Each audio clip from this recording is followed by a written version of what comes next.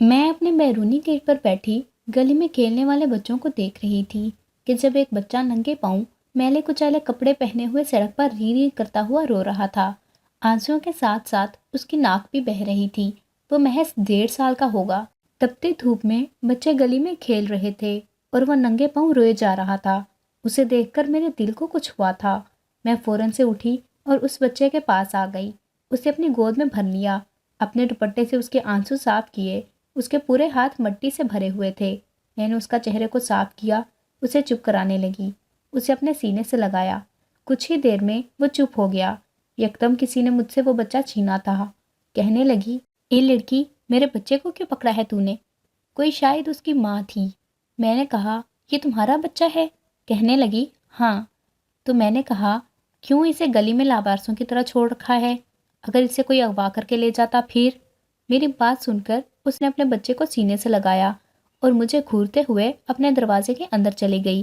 منہ میں نہ جانے کیا کیا بڑبڑا رہی تھی۔ مجھے برا بلا کہہ رہی ہوں گے، حالانکہ اس وقت میری عمر صرف 12 یا 13 سال تھی۔ میں نہیں جانتی کیوں، لیکن بچپن سے ہی بچوں سے بڑا لگاؤ تھا۔ میں ابھی گلی میں ہی کھڑی تھی جب میرے سر پر ایک چت لگی تھی۔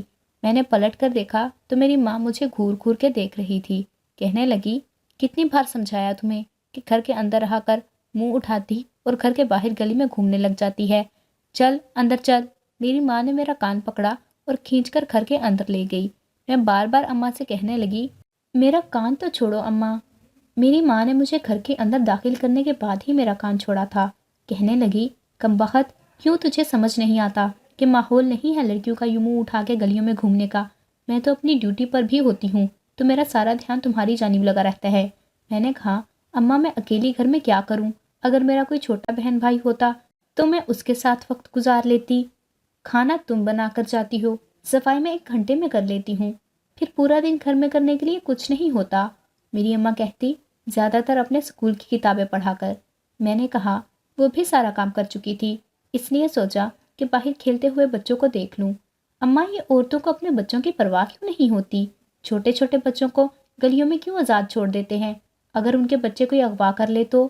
میری بات ابھی منہ میں ہی تھی کہ جب میری والدہ کی یہ بات سن کر رنگ فکسا ہوا تھا۔ وہ بدحواسی ہوئی تھی۔ مجھ سے کہنے لگی، چھوڑ ان باتوں کو، ان کی مائیں جانے اور ان کی اولادیں، تو بس گھر پر رہا کر۔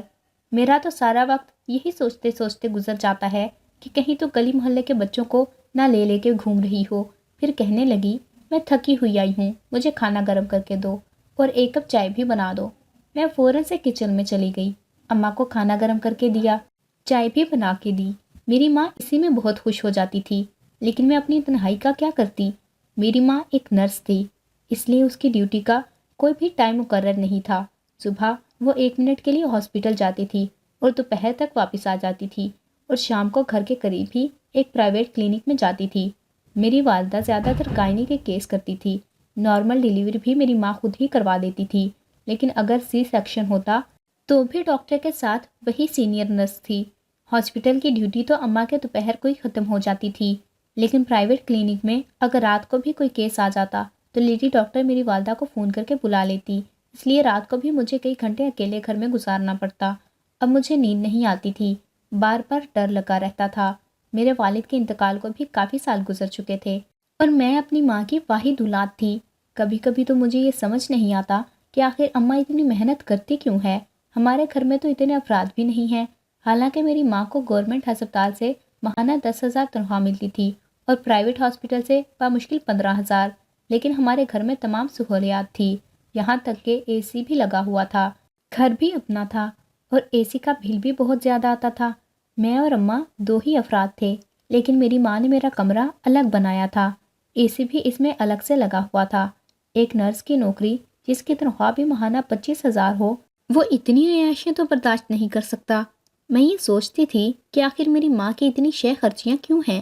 ہم دونوں تو روکھی سوکھی کھا کر بھی گزارا کر سکتے تھے، پھر میرے گھر میں ساری سہولیات آئی تو آئی کہاں سے تھی؟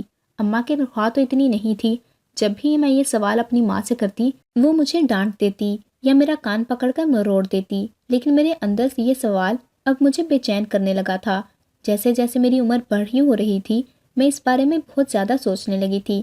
یہی سوچتے سوچتے میری آنکھ لگ گئی۔ اگلے روز اتوار تھا۔ صبح سبزی والے کی آواز پر میری آنکھ کھلی تھی۔ शहर से कुछ ही दूर गांव था, जहाँ से ये सब्जी वाला हर दूसरे तीसरे दिन ताज़ा सब्जियां उठा के ले आता था और मेरी माँ उसे घर के अंदर बुलाकर सहन में बिठा देती थी और उसे सब्जियां खरीदती थी। इस आदमी की आवाज़ बड़ी अजीब थी, ऐसा शोर मचाता था कि जैसे कि सब्जी मंडी पर बैठा हो। मैंने कोफत से अपने सर का तकिया सर के नीचे से निकाला और अपने कान के ऊपर ले लिया। मैं सोना चाहती थी क्योंकि रात को देर से सोई हुई थी, लेकिन उसकी टेप रिकॉर्डर जो शुरू हुई तो मजबूरन मुझे उठकर बैठना पड़ा। वो अम्मा को सब्जी देता रहता है और साथ ही अपने घर के मसाइल भी बताता रहता है। बड़े किस्से कहानियाँ थी उस शख्स के पास। मैं बेजार होकर उठ के कमरे से बाहर आई तो अम्मा से ताज़ी ताज़ी सब्जियाँ ले रही थी। कह रही थी कि तुम्हारी लाई हुई इस सब्जी में बड़ा जायका होता है। कहने लगा, हाँ जी, छोटी सी ज़मीन मेरे अब्बा ने मेरे लिए वर्षे में छोड़ी थी, सारी सब्जियाँ मैं उसी में उगाता हूँ, तभी तो उसका जायका ही अलग है। मुझे देखकर वो मुस्कुराने लगा। मुस्कुराने से उसके पीले दांत मुझे मजीद बेजार कर गए थे। मैंने कहा, फजलू, ये तुम क्या रोज़ रोज़ सब्जियाँ उठा कर ले आते हो और फिर इतना शोर मचाते हो, क्या आहिस्ता नहीं बोल सकते? कहने लगा, बीबी जी, ये तो जी आपकी अम्मा की मोहब्बत है जो मुझ गरीब को इतनी अहमियत दे दी। अपने घर बुला लेती हैं, नाश्ता पानी देती हैं, सब्जी भी खरीद लेती हैं, वरना ये सब्जियों का टोकरा सर पे उठाए गली गली फिरते तो मैं थक जाता हूँ। फिर इस गर्मी में जब तक सब्जियाँ बिकती हैं मेरी हालत ख़राब होने लगती है। पानी का गिलास तक नहीं कोई पूछता। ये तो जी आपकी वालदा की मेहरबानी है। बहरहाल ना तो मुझे सब्जियों से कोई सरोकार था, ना ही उस शख्स से। वो 30 साल नौजवान था। सब्जी बेचने के बाद मेरी वालदा से कहने लगा, बीबी साहब, अगर आपकी इजाज़त हो तो इस बार अपनी बीवी को आपके प्राइवेट क्लिनिक में ले आऊं। दादी कह रही है इस बार तेरी बीवी का केस बड़ा पेचीदा लग रहा है, मुझे डर है कि कहीं मर मरा ना जाए। फिर कहने लगा, 8वां बच्चा है जी, अब मेरी बीवी मर गई तो बाकी के बच्चे कौन पालेगा, सारे ही छोटे छोटे हैं। मैं तो जो चाय के लिए जाने लगी थी, मेरे कदम वहीं रुके थे। मैं तो समझ रही थी शायद उसकी शादी ही नहीं हुई, और 8 बच्चे। मैं वापस पलट कर आ गई। मेरी माँ उस सब्जी वाले से कहने लगी, हाँ हाँ, ले आना मेरे क्लिनिक में, मैं लेडी डॉक्टर से बात कर लूँगी, पैसे भी कम करवा दूँगी, कुछ नहीं होगा तेरी बीवी को। यह कहकर अम्मा किचन में चली गई। कहने लगी, फजलू, चाय पी कर जाना। वो कहने लगा, क्यों नहीं, पी के जाऊँगा। अम्मा के जाते ही मैंने फजलू से कहा, तुम्हारे 8 बच्चे हैं? कहने लगा, हाँ जी, 8वां भी होने वाला है, दुआ करेंगे बेटा हो जाए। मैंने कहा, क्या पहले सब बेटियां हैं? कहने लगा, नहीं नहीं, 4 बेटियां हैं, 3 बेटे हैं। मैंने कहा, तुम्हारी शादी को कितना वक्त हो गया? कहने लगा, 9 साल। ये सुनकर मुझे हैरत हुई थी। फिर वो शर्माने लगा। कहने लगा, जी बस अल्लाह की देन है, हर साल अल्लाह मुझे बच्चे से नवाजता है। ये सुनकर मैं बड़े गौर से उसे देखने लगी। मैंने कहा कि ऐसा करो, अपना एक बच्चा मुझे दे दो। मेरी बात सुनकर उसके माथे पे बल पड़े थे। कहने लगा, क्यों दे दूँ आपको? मेरी औलाद मेरे जिगर का टुकड़ा है, मैं भला आपको क्यों दूँ? मैंने कहा, मैं उसे बहुत प्यार से रखूँगी, मुझे बच्चों का बहुत शौक़ है। मेरी बात सुनकर वो कहने लगा कि ना तो मैं अपनी औलाद किसी को दे सकता हूँ और ना ही मेरी बीवी कभी ऐसा करने देगी।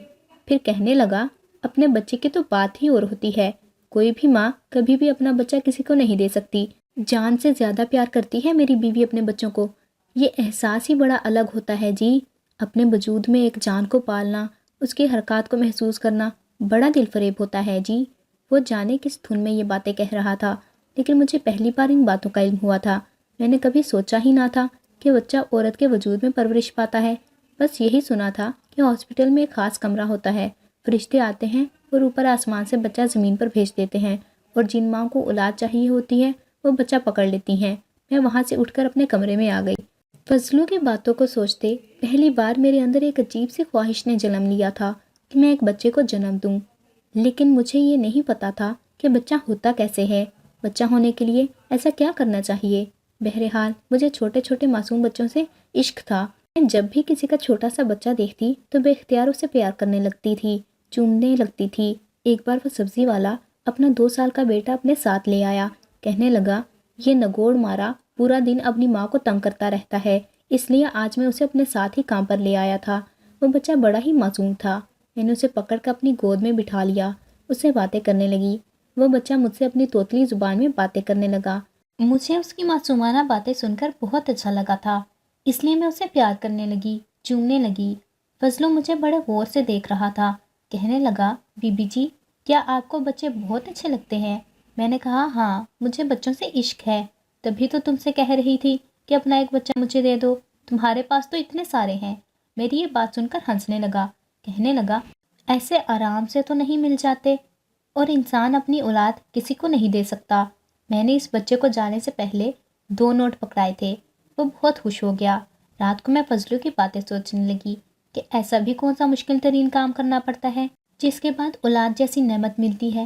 مجھے شادی کی خواہش نہیں تھی، بلکہ مجھے تو پتہ بھی نہیں تھا کہ شادی ہوتی کیا ہے، اور نہ ہی میری عمر ایسی تھی کہ ان باتوں کی سوچ سمجھ مجھے ہوتی، نہ ہی میری دوستوں کے ساتھ اس موضوع پہ کبھی بات ہوئی تھی۔ لیکن میں بچوں کی دیوانی تھی۔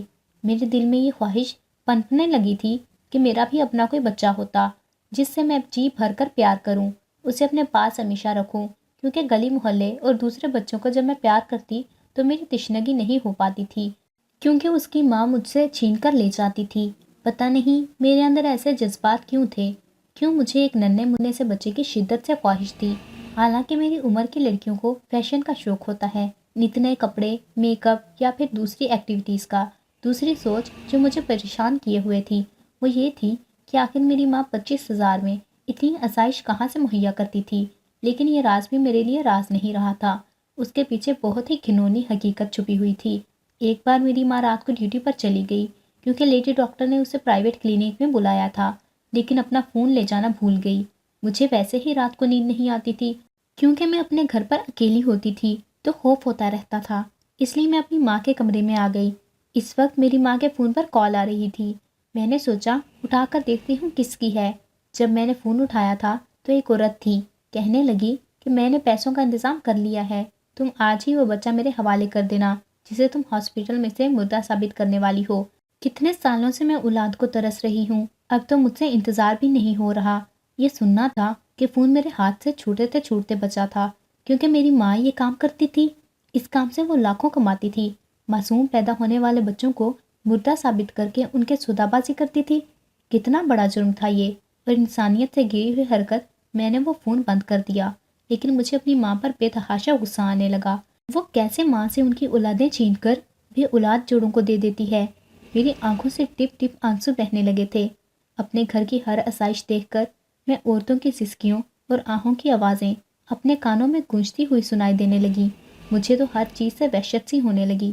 میری ماں گھر آئی تو مجھے یوں روتے دیکھ کر پریشان ہو گئی، مجھ سے رونے کی وجہ پوچھنے لگی۔ میں نے کہا اماں تمہاری تنخواہ کتنی ہے؟ میرے اس سوال پر میری ماں ناسمجھی سے مجھے دیکھنے لگی، کہنے لگی تجھے پتا تو ہے کہ بڑی مشکل سے مہینے کے 25,000 کماتی ہوں۔ یہ کہتے ہوئے میری ماں کی آواز اس کا ساتھ نہیں دے رہی تھی۔ میں نے کہا ان 25,000 میں اتنی آسائشیں کیسے آ سکتی ہیں؟ 2 کمروں میں اے سی لگا ہے، آئے دن گوشت گھر میں پکتا ہے، ہر قسم کی سہولیات، یہ سب کیسے 25,000 میں ہو جاتا ہے؟ 2 اے سی ہیں ہمارے گھر میں، 15-20,000 کا تو ماہانہ بل آتا ہے، کیسے پورا ہوتا ہے سب؟ میری بات پر میری ماں کہنے لگی یہ رات کی ڈیوٹیاں بھی دے رہی ہوں، اس کے پیسے بھی ملتے ہیں، بس ہو جاتا ہے سب، تم آج کیوں پوچھ رہی ہو؟ میں نے اپنی ماں کا فون اس کے ہاتھ میں رکھ دیا۔ میں نے کہا ایک عورت کا فون آیا تھا، کہہ رہی ہے بچہ چوری کر کے کب دے رہی ہو۔ یہ سن کر میری ماں کا رنگ فک ہوا تھا، وہ مجھ سے نظریں چرانے لگی، میری آنکھوں سے آنسو بہہ رہے تھے۔ میری ماں نے کہا میں صرف ان عورتوں کے بچے دیتی ہوں جن کے پیسوں سے زیادہ اولادیں ہو رہی ہوتی ہیں، اور وہ خود یہ نہیں سمجھ پا رہے ہوتے کہ بچوں کو پالیں کیسے، لیکن ظاہر ہے ماں اپنی اولاد دینے کا حوصلہ بھی نہیں رکھتی، اس لیے میں ان بچوں کے اچھے مستقبل کے لیے انہیں ایک ایسے ڈراپ پلا دیتی ہوں جس سے کہ وہ وقتی طور پر بے ہوش ہو جاتے ہیں، اور سب کے سامنے یہ ثابت کر دیتی ہوں کہ وہ بچہ مردہ ہے، اور ایسے لوگوں کو دے دیتی ہوں جو بے اولاد ہیں۔ اس میں کیا برا ہے؟ ان بچوں کے مستقبل اچھے ہو جاتے ہیں۔ میں نے کہا اماں کیا اپنے جگر کے گوشے کو بھی ایسے دے سکتی ہو؟ شاید اسی لیے اللہ نے تمہیں میرے علاوہ دوسری کوئی اولاد نہیں دی، کیونکہ تمہارے سینے میں ممتا کا دل ہی نہیں ہے۔ میری بات سن کر میری ماں کو غصہ آ گیا، اس نے میرے منہ پر زور سے تھپڑ دے مارا، کہنے لگی شرم نہیں آتی ماں کے سامنے زبان چلاتے ہوئے؟ تمہاری خاطر ہی سب کچھ کر رہی ہوں تاکہ تمہارا مستقبل اچھا ہو سکے، اور ایک تم ہو۔ یہ کہہ کر میری ماں اپنے کمرے میں چلی گئی۔ مجھے اپنی ماں کی خود غرض سوچ پر افسوس ہوا تھا۔ میرے اچھے مستقبل کے لیے وہ اس قدر خود غرض اور اندھی ہو چکی تھی کہ ماں سے ان کی اولاد کو چھین کر کسی اور کے دامن میں ڈال دیتی تھی تاکہ میں اچھی زندگی جی سکوں۔ مجھے اپنی ماں پر بے تحاشا غصہ آیا تھا۔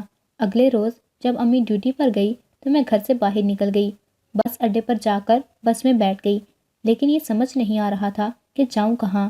پھر مجھے اس سبزی والے کا خیال آیا، مجھے اس کے گاؤں کا پتہ تھا لیکن گھر کا علم نہیں تھا۔ میں اس کے گاؤں میں پہنچ کر بس سے اتر گئی۔ اس سبزی والے کے گھر کا پتہ معلوم کرنا میرے لیے مشکل نہ ہوا تھا۔